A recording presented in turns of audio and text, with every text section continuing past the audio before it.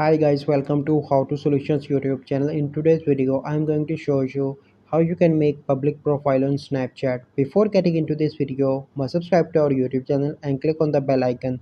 The first step is you need to open Play Store and search your Snapchat, and then you need to update Snapchat. Once you've done that, you simply need to go and open Snapchat.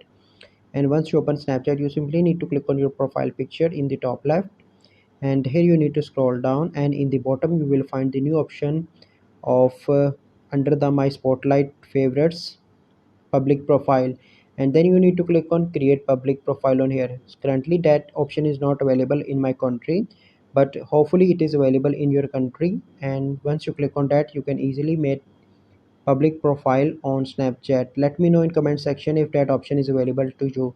So by following these steps you can easily make public profile on Snapchat. I hope you find this video helpful. If you find this video helpful, must like this video, subscribe to our YouTube channel for future videos. We'll see you in the next video.